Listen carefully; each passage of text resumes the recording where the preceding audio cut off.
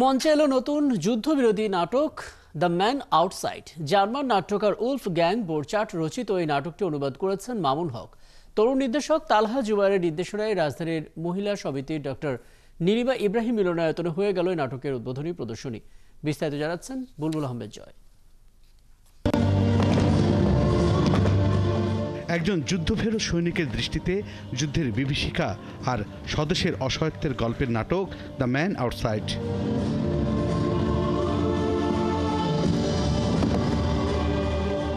নাটকটিতে যুদ্ধ শেষে সভ্যতার গতি ব্যাহত করা ও মনুষ্যত্ব অবরুদ্ধের কথা তুলে ধরা হয়েছে।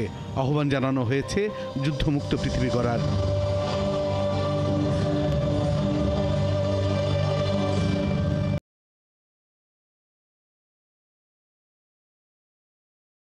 আমরা যতগুলো যুদ্ধ দেখেছি, সিরিয়া, ইরাক, আফগানিস্তান বা হচ্ছে যে সর্বশেষ লেবানন, তারপরে হচ্ছে যে রাশিয়া ইউক্রেন সর্বশেষ, তো প্রত্যেকটা বিশ্বযুদ্ধে প্রত্যেকটা যুদ্ধেই আমরা দেখতে পেয়েছি যে আসলে ক্ষয়ক্ষতি আসলে কাদের হয়। সর্বশেষ আসলে ক্ষয়ক্ষতিটা হয় যে প্রাণ এবং প্রকৃতির।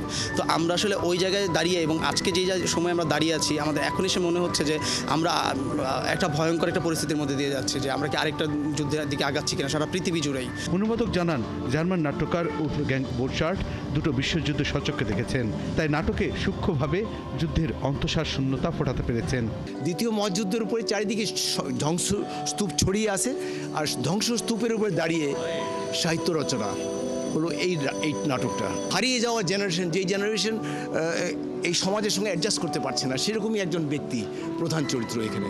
নির্দেশক জানান, দ্বিতীয় বিশ্বযুদ্ধের প্রেক্ষাপটে নাটকটি লেখা হলেও এর সাথে জুলাই অভ্যুত্থানের সাদৃশ্য রয়েছে। এই যে ক্ষমতার লড়াই, এটাও তো একটা যুদ্ধ, তাই না? আমরা যেটা আমাদের দেশে দেখলাম, এটাও তো একটা যুদ্ধেরই প্রতিরূপায়ণ, তাই না? যে এত এত এত হতাহত হলো, এত এবং এত অল্প বয়সী ছেলেমেয়েরা হতাহত হলো, তাদের রক্ত ঝরলো, তার বিনিময়ে আমরা একটা নতুন দেশ পেলাম। আমরা আশা করছি আরও সুন্দরভাবে আগাবে, আমাদের দেশের ভবিষ্যৎ আরও সুন্দর হবে, সুন্দর মতো চলবে, সব কিছু কোনো বৈষম্য থাকবে না। অবশ্যই এই নাটকের সাথে তো অবশ্যই সম্পর্কযুক্ত। নাটকটিতে অভিনয় করেছেন সাইম সিজান, নওয়ানী সাজ্জাদ, ফকির বিপ্লব, কামরুজ্জামান তপু, সাগর বুড়ার মতো একঝাঁক তরুণ নাট্যকর্মী।